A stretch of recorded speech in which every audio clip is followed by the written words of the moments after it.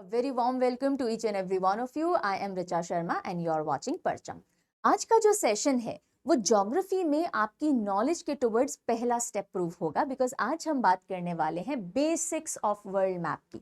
और जहां भी पॉसिबल होगा और जरूरी होगा छोटे छोटे निमोनिक्स यानी मेमोरी हिंट्स में आपको दे दूंगी, ताकि कुछ कुछ फैक्ट्स दिमाग में रुक जाएं जो जरूरी है। कुछ भी बात करें उससे पहले ये वर्ल्ड मैप देखिए। ऐसा ही मैप हम देखते हैं, ऑन पेपर हो या ऑन स्क्रीन हो। अब वर्ल्ड मैप और दूसरी तरफ ये जो आप ग्लोब देखते हो, इसमें क्या फर्क होता है? How is a globe different from a map? It is a 3D model of the earth. जिस धरती पे हम रहते हैं, जिस प्लैनेट पे हम रहते हैं, उसका हमने एक 3D मॉडल बना दिया तो वो ग्लोब हो गया।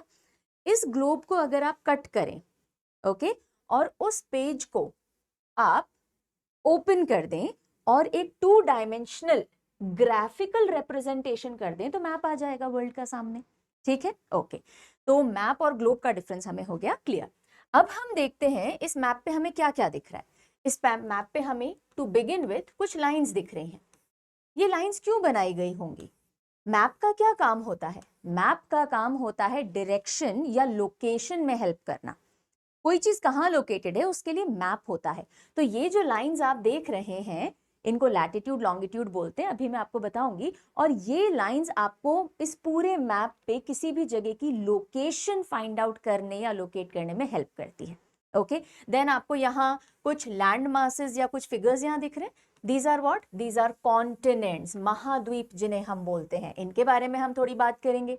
ये जो ब्लू पोर्शन आप पूरा देख रहे हैं, this is the water body, और ये ओशंस हैं, महासागर, इनके बारे में बातचीत करेंगे। और भी कुछ एक ऐसे पॉइंट्स हैं जैसे कि कुछ रीजन्स हैं पॉपुलर जो मैप पे हर जगह नहीं दिखते पर आप कई बार उनको सुनते हो, जैसे कि मिडिल ईस्ट। मिडिल ईस्ट किसे कहते हैं? ओशिनिया क्या होता है? तो आज का सेशन कहने को बहुत बेसिक है, लेकिन ये सेशन आपकी अंडरस्टैंडिंग के लिए काफी जरूरी है। तो चलिए लेट अस गेट स्टार्टेड। सबसे पहले हम शुरुआत करेंगे लैटिट्यूड के साथ।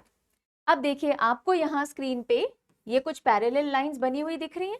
यस, इनको कहा जाता है लैटिट्यूड। ये हॉरिजॉन्टल और पैरेलल होते हैं, इसलिए लैटिट्यूड बोलिए या पैरेलल्स बोलिए एक ही बात है।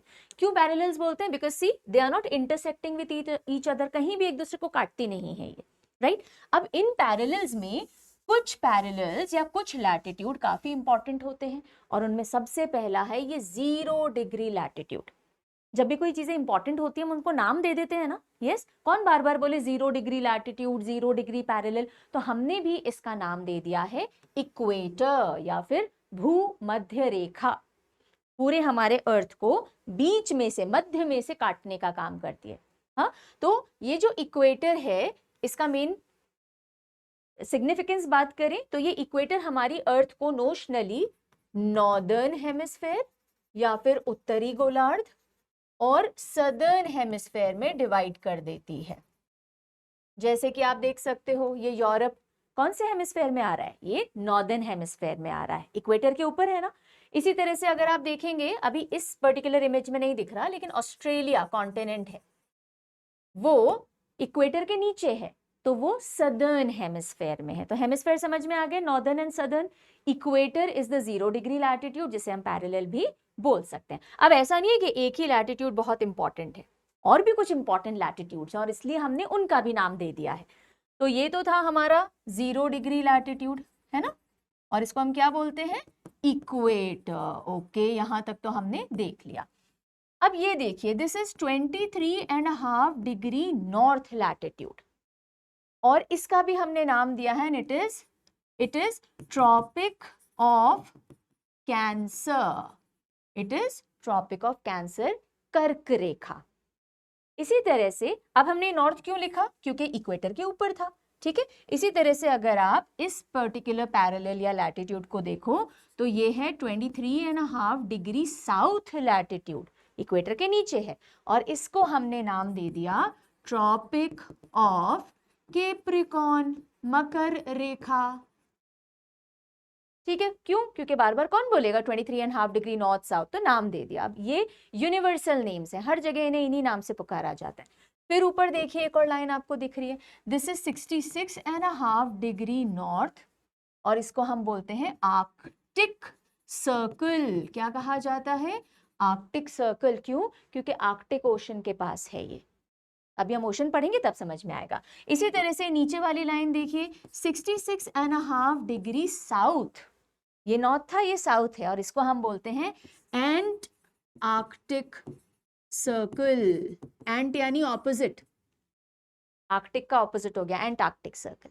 तो ये 5 पैरेलल्स या 5 लैटिट्यूड काफी सिग्निफिकेंट होते हैं। ठीक है, अब देखिए, आपको कोई ऐसा कॉन्टिनेंट दिख रहा है जहां से ये तीनों लैटिट्यूड पास होके जा रहे हो?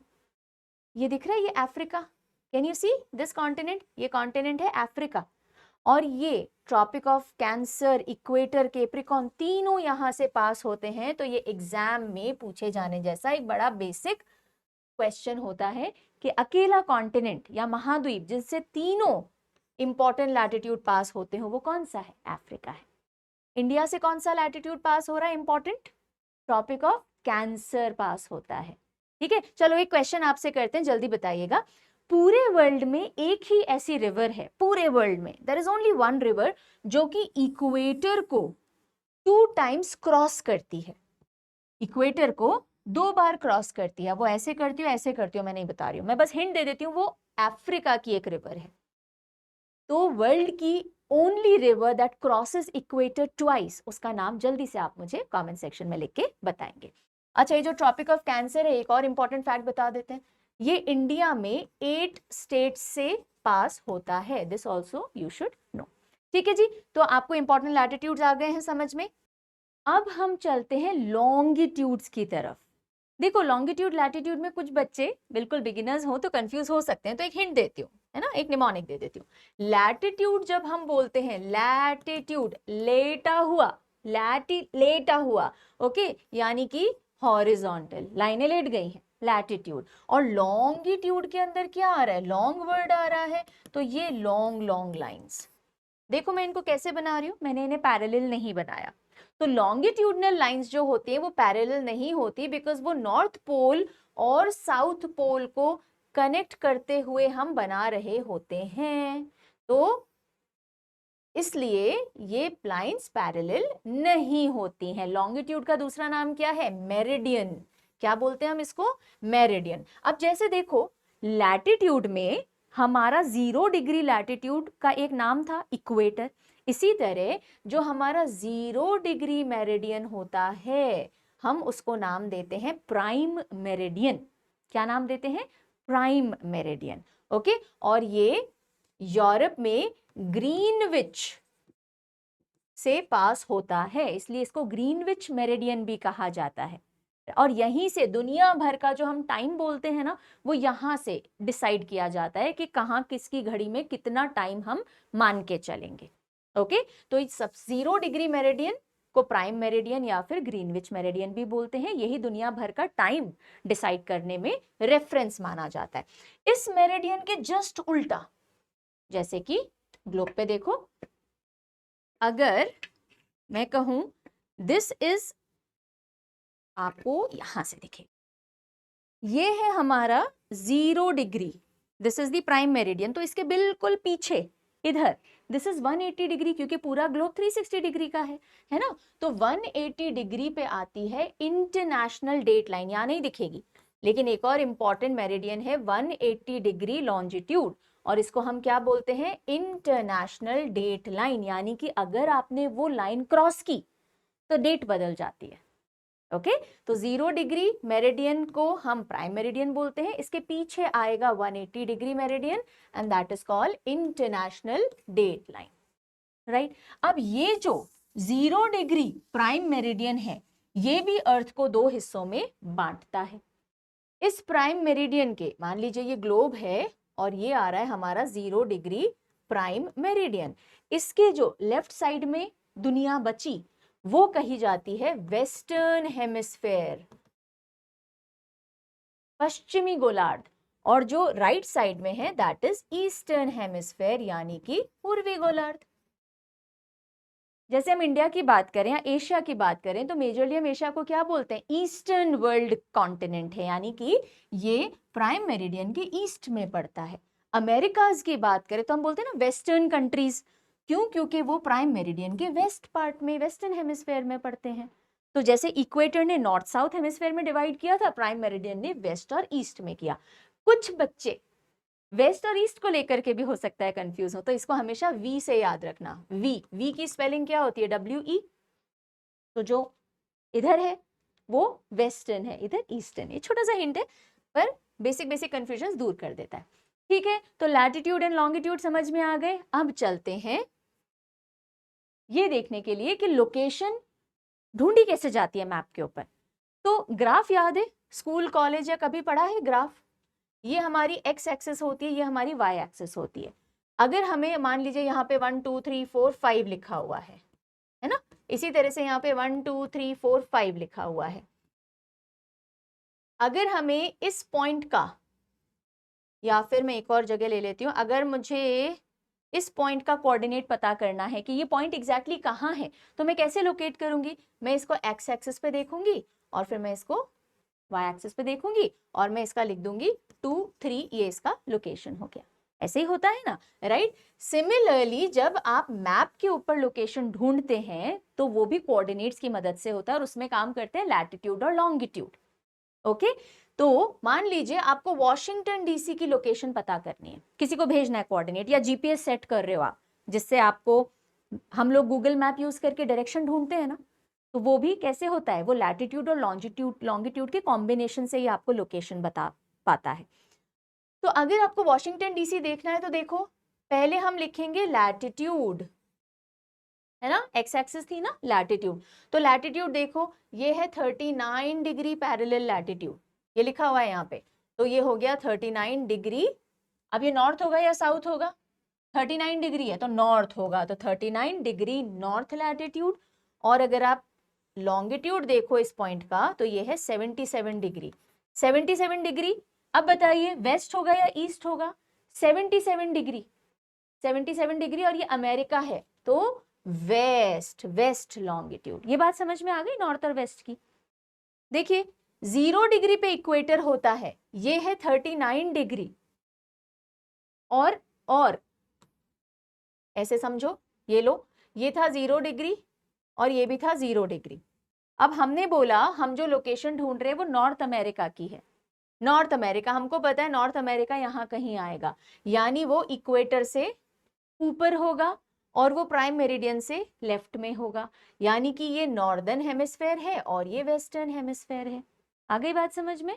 ओके, चलिए, सो दिस इज हाउ हम एक जगह की लोकेशन लिखते हैं। तो इसकी लोकेशन हो गई 39 degree north, 77 degree west longitude, और ये है वॉशिंगटन डीसी।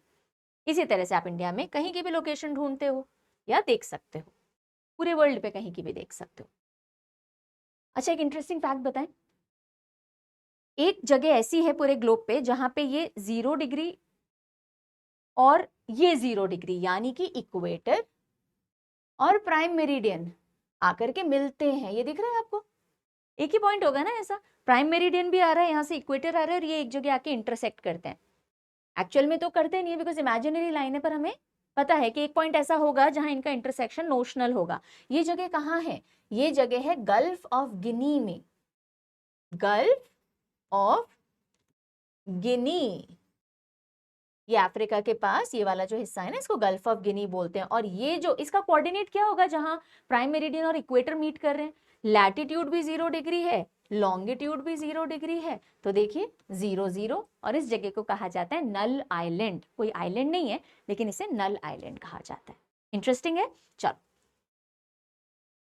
तो अभी तक हमने सारी लैटिट्यूड लॉन्गिट्यूड, मैप पे चीजें लोकेट कैसे की जाती हैं, जगह कैसे आइडेंटिफाई की जाती हैं, ये सारी बातें कर ली। अब हम चलते हैं लैंड मासेस की तरफ। जो मैप पे हमें ये लैंड मासेस दिखते हैं इन्हें हम बोलते हैं continents. And how many continents are there in the world? 7 continents हैं। कौन कौन से हैं? एशिया, अफ्रीका, ऊपर ही आ जाइए, Europe, north America, south America, Antarctica and Australia. ये जो आपको दिख रहा है ना सेंट्रल अमेरिका, कैरेबियन, नहीं, ये कॉन्टिनेंट नहीं है, ये रीजन्स हैं, मैं बाद में बताऊंगी इनके बारे में। ठीक है, तो हमारे पास कितने कॉन्टिनेंट्स हो गए? 7 कॉन्टिनेंट्स आर देयर, राइट? अब कॉन्टिनेंट्स तो आपने पढ़ लिए, लेकिन अब आपको पता होना चाहिए सबसे बड़ा कॉन्टिनेंट, उससे छोटा कॉन्टिनेंट और चलो अब हम देखते हैं सबसे पहले एरिया वाइज। तो सबसे बड़ा कॉन्टिनेंट है हमारा Asia. Asia, Africa, second number पे कौन सा है? Africa. North and south America, तो ये है नॉर्थ अमेरिका, ये है साउथ अमेरिका।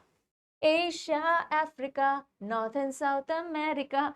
आप इस राइमिंग से या जो थोड़ा सा रिदमिक बोलना मैंने जो गाया है आपके लिए, उससे भी दिमाग में रख सकते हो, नहीं तो अभी मैं एक और तरीका बताऊंगी, ठीक है। इसके बाद में हम आते हैं एंटार्क्टिका, यूरोप और ऑस्ट्रेलिया। कैसे याद रख सकते हैं, क्योंकि ये कंफ्यूजन होता है कई बच्चों को। देखिए मैप पे अपने हैंड मूवमेंट से आप याद रख सकते हो। एशिया, एशिया के बाद अफ्रीका, है ना। अफ्रीका के बाद सीधे इधर आ जाइए, नॉर्थ अमेरिका, साउथ अमेरिका, इस लाइन को नीचे ले जाओ, एंटार्क्टिका। सो Asia, Africa, north America, south America, Antarctica. अब ऊपर यूरोप और लास्ट में सबसे छोटा कॉन्टिनेंट तो पता होना ही चाहिए हमको, ऑस्ट्रेलिया सबसे छोटा है। और अगर आपको राइम की हेल्प लेनी है तो Asia, Africa, north and south America, Antarctica, Europe, Australia, दोनों तरीके से मैंने बता दिया, दिमाग में रखिएगा। तो एरिया वाइज हो गई ये कहानी। अब हम बात करते हैं पॉपुलेशन की।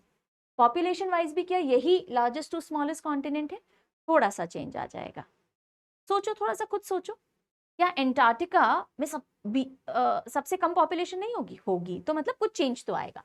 तो एशिया, अफ्रीका, लार्जेस्ट पॉपुलेशन भी एशिया के अंदर है, सेकंड लार्जेस्ट अफ्रीका में है। लेकिन अब हम अमेरिका नहीं जाएंगे, पहले ऊपर यूरोप जाएंगे। तो पॉपुलेशन वाइज एशिया के बाद अफ्रीका और फिर यूरोप आता है। फिर वही नॉर्थ अमेरिका, साउथ अमेरिका। अब रुको जरा, अब रुको जरा, एंटार्क्टिका और ऑस्ट्रेलिया में से ज्यादा लोग कहाँ रहते होंगे? ऑब्वियसली ऑस्ट्रेलिया में रहते होंगे, एंटार्क्टिका में तो नहीं रहते होंगे। तो this is how the population category goes. तो Asia area wise, population wise largest है, अफ्रीका सेकंड नंबर पे है। एरिया में north America, south America, Antarctica, Europe और ऑस्ट्रेलिया था। पॉपुलेशन में यूरोप आ जाएगा, फिर north and south America, Australia और एंटार्क्टिका। ठीक है, simple, clear, alright.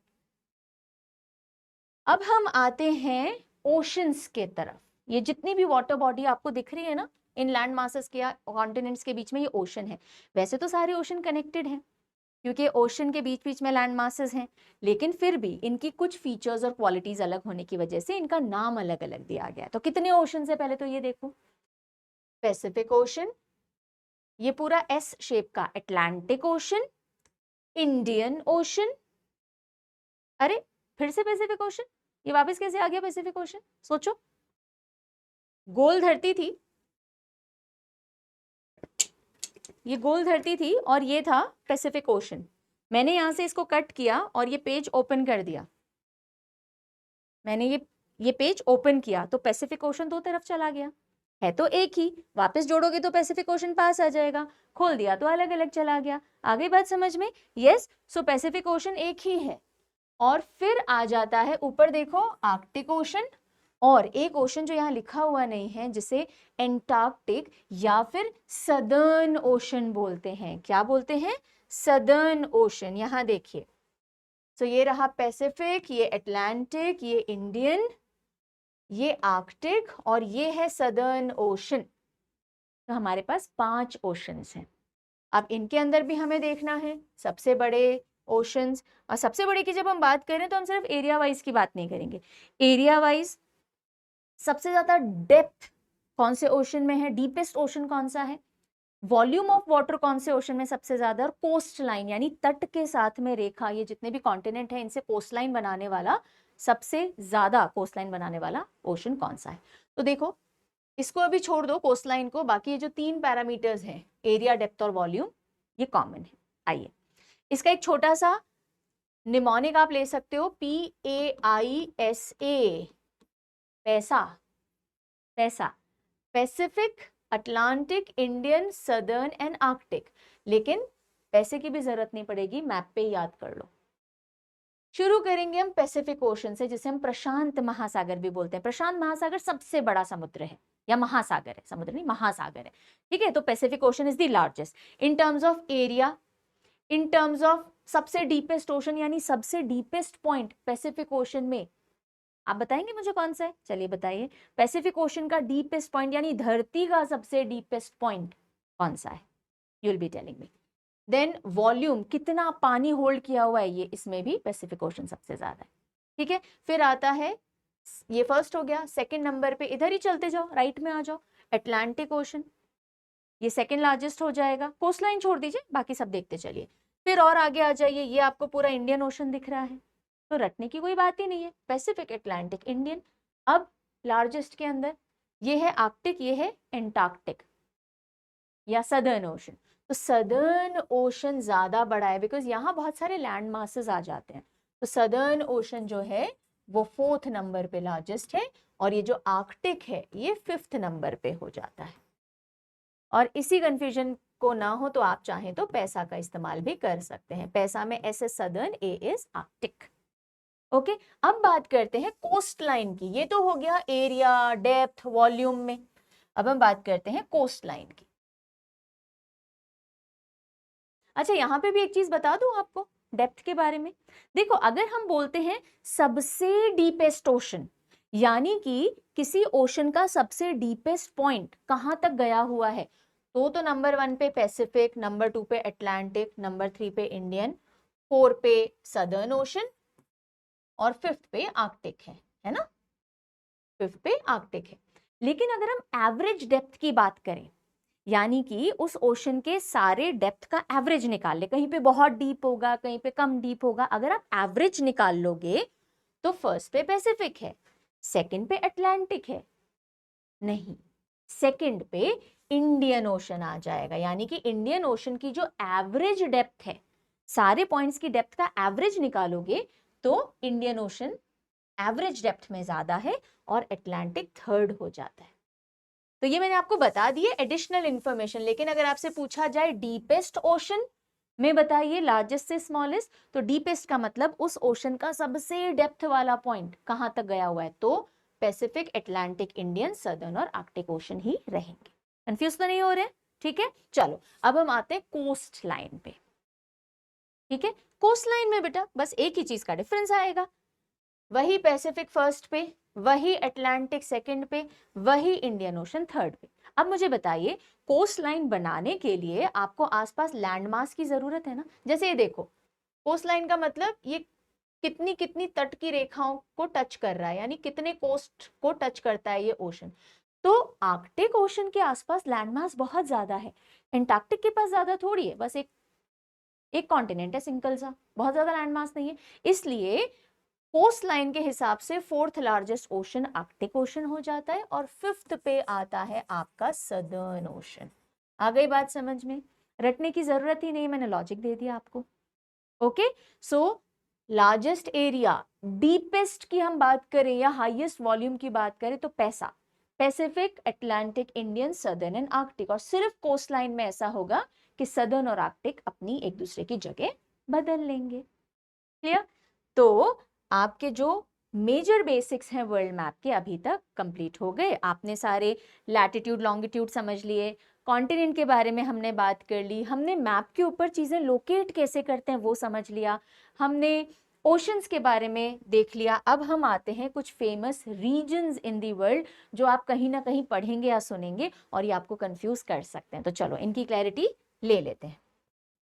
Starting with Eurasia. Eurasia आपने टर्म सुनी होगी, हो सकता है नहीं सुनी तो आज सुनिए। यूरेशिया कोई कॉन्टिनेंट नहीं है, ना कोई कंट्री है। यूरेशिया इज बेसिकली यूरोप और एशिया को मिला करके जो रीजन बनता है। और दुनिया का सबसे बड़ा रीजन कभी आपसे पूछ लिया जाए रीजन, तो कौन सा होगा? दुनिया का लार्जेस्ट रीजन इज यूरेशिया। अच्छा, एक चीज और बताते हैं, यूरोप और एशिया के बीच का डिमार्केशन कैसे होता है? क्योंकि कॉमन लैंडमास है, तो यहाँ पे होते हैं यूराल माउंटेन्स, यूराल माउंटेन, और यहाँ पे होते हैं कॉकसस माउंटेन, कॉकसस माउंटेन। तो यूराल माउंटेन, कॉकसस माउंटेन, ये आपको जो दिख रहा है दिस इज कैस्पियन सी, और ये आपको दिख रही है ब्लैक सी, है ना? और यूराल रिवर भी बहती है। तो ये बेसिकली एशिया और यूरोप को डिमार्केट करते हैं। लेकिन जब आप एशिया और यूरोप को एक साथ ले लेते हो तो वो रीजन बन जाता है यूरेशिया। ओके, चलिए नेक्स्ट रीजन लेते हैं, मिडिल ईस्ट। न्यूज में कई बार सुनते हैं ना, मिडिल ईस्ट में जंग छिड़ी हुई है, वॉर हो गई, तो what is this middle east region? Basically जो एशिया है उसका जो वेस्टर्न पार्ट है, वेस्ट एशिया, जैसे कि आप देख रहे हो ईरान देख रहे हो, ये सारे कंट्रीज जो कि अरेबियन पेनिनसुला के हैं, ये जो आपको सैंटा क्लॉज के सॉक्स जैसा दिख रहा है शेप, ये अरेबियन पेनिनसुला कहते हैं हम इसे, अरेबियन पेनिनसुला, ईरान, लेकिन अफ्रीका के भी कुछ कंट्रीज आ जाते हैं, जैसे इजिप्ट आ गया, कुछ हिस्सा यूरोप के साउथ का, जैसे टर्की हो गया, टर्की एशिया में भी आता है, यूरोप में भी आता है, ट्रांस कॉन्टिनेंटल कंट्री है, ठीक है। तो ये सारी कंट्रीज जब आप आपस में मिलाते हो या इस रीजन की जब आप बात करते हो, तो आप बात कर रहे हो मिडिल ईस्ट रीजन की। तो आप कभी न्यूज में ये रीजन आएगा तो यू नो इट। देन एक रीजन होता है स्कैंडिनेविया, स्कैंडिनेविया या हम बोलते हैं स्कैंडिनेवियन कंट्रीज, तो again it is a region और ये यूरोप के नॉर्थ में आता है। देखो ये नॉर्वे कंट्री है, ये पूरी ये नॉर्वे है, इसके पास में ये स्वीडन है, और यहाँ ये नीचे ये डेनमार्क है। तो जब हम डेनमार्क, नॉर्वे और स्वीडन यानी डीएनएस ले सकते हो आप, है ना, डीएनएस यानी डेनमार्क, नॉर्वे, स्वीडन की बात करें तो हम स्कैंडिनेवियन कंट्रीज की बात कर रहे हैं, यानी इस रीजन स्कैंडिनेवियन रीजन की कंट्री। एक और रीजन बता दूं, नॉर्डिक रीजन तो नहीं, हम एक और टर्म यूज करते हैं, नॉर्डिक कंट्रीज, नॉर्डिक कंट्रीज। इन्हीं स्कैंडिनेवियन कंट्रीज में जब आप आइसलैंड और फिनलैंड जोड़ लेंगे और इनकी जो भी टेरिटरीज आती हैं इनके अंडर में, जैसे ये फरो आइलैंड वगैरह दिख रहे हैं आपको, तो आइसलैंड, फिनलैंड और ये 3 स्कैंडिनेवियन कंट्रीज आपने जोड़ ली तो आपने बना दी हैं अपने दिमाग को समझने के लिए नॉर्डिक कंट्रीज। तो कभी ये टर्म आएगी तो now you know Nordic and Scandinavia both. Okay, Latin America, what is Latin America, what is central America, what is Caribbean, ये समझो। देखो हमें पता है 2 कॉन्टिनेंट है, नॉर्थ अमेरिका और साउथ अमेरिका, अभी पढ़े भी हैं हमने। नॉर्थ अमेरिका में ही आता है मेक्सिको, ठीक है। नॉर्थ अमेरिका और साउथ अमेरिका को कनेक्ट करने वाली ये जो बीच की कंट्रीज आपको दिख रही है, इनको बोलते हैं सेंट्रल अमेरिका। क्या बोलते हैं? Central America. ये कैरेबियन सी दिख रही है, कैरेबियन सी के आसपास आपको ये आइलैंड्स दिख रहे होंगे, इन आइलैंड्स को बोलते हैं कैरेबियन आइलैंड्स। ओके, तो अगर हम central America, south America, Mexico और कैरेबियन आइलैंड्स को साथ में कंसिडर कर रहे हैं तो बेसिकली हम लैटिन अमेरिका की बात कर रहे हैं। और इसकी खास बात क्या है, इन सभी जगहों पे मेनली बोले जाने वाली भाषाएं कौन सी हैं? Spanish, Portuguese and French. इनको रोमांस लैंग्वेज भी कहा जाता है। So Spanish, Portuguese and French बोले जाने वाले region, particularly Mexico, Central America, Caribbean and south America, ये मिलकर के बन जाते हैं लैटिन अमेरिका। क्लियर हो गया? ओशिनिया, कई जगह कंफ्यूजन होता है बच्चों को, मैम ओशिनिया कॉन्टिनेंट है कि ऑस्ट्रेलिया कॉन्टिनेंट है? कॉन्टिनेंट तो ऑस्ट्रेलिया ही है, ओशिनिया रीजन है जिसके अंदर ये ऑस्ट्रेलियन कॉन्टिनेंट आ जाता है, न्यूजीलैंड आपको देखने को मिल गया, और ये छोटे छोटे छोटे छोटे आइलैंड्स आपको दिख रहे हैं, ये पैसिफिक ओशन में फैले हुए। इन आइलैंड्स के ग्रुप को भी अलग अलग नाम दिया जाता है, माइक्रोनेशिया, मेलेनेशिया, पॉलिनेशिया, है ना। तो ये सारे आइलैंड्स और ये ऑस्ट्रेलिया कॉन्टिनेंट मिल करके एक रीजन बनाते हैं जिसे हम बोलते हैं ओशिनिया, पैसिफिक ओशन में। क्लियर? सो देखिए कितना इंटरेस्टिंग है, हमने वर्ल्ड मैप के बारे में जो भी बेसिक्स हैं वो तो पढ़े ही, साथ में कुछ पॉपुलर रीजन्स भी मैंने आपको बता दिए। अब फ्यूचर में कभी आप इनके बारे में सुनेंगे तो कंफ्यूज नहीं होंगे कि अरे ये तो कॉन्टिनेंट भी नहीं है, ये तो कंट्री भी नहीं है, ये क्या है? So these are the regions. So this was all from my side for this session. अब अगर आप एक एस्पिरेंट हैं, अगर कोई कॉम्पिटिटिव एग्जाम की तैयारी कर रहे हैं तो यू कैन चेक आउट परचम एप्लीकेशन। अगर आप एक एंथुजियास्ट हैं, अपनी नॉलेज के लिए सेशंस देख रहे हैं, then I am really happy to have you on this platform. जो सीरियस एस्पिरेंट्स हैं, आप लोग को अगर कोई भी क्वेरी करनी हो तो परचम की helpline number is given here, 9929507407। आप इनसे कनेक्ट कर सकते हो Monday to Saturday between 10 AM to 6 PM, और परचम एप्लीकेशन डाउनलोड करना चाहें तो करके, और जो भी कंटेंट अवेलेबल है you can make use of it. और अगर आपको वेबसाइट विजिट करनी है then perchamclasses.in is the website. So it was lovely taking this basic session. क्या कोई टॉपिक है जो आप चाहेंगे कि मैं बिल्कुल बेसिक से उसको भी डील करूं, तो आप कमेंट सेक्शन में वो टॉपिक रिक्वेस्ट कर सकते हैं, and based on the number of request I will decide which topic to take up next. Until we meet next, take very good care of yourself. Bye bye.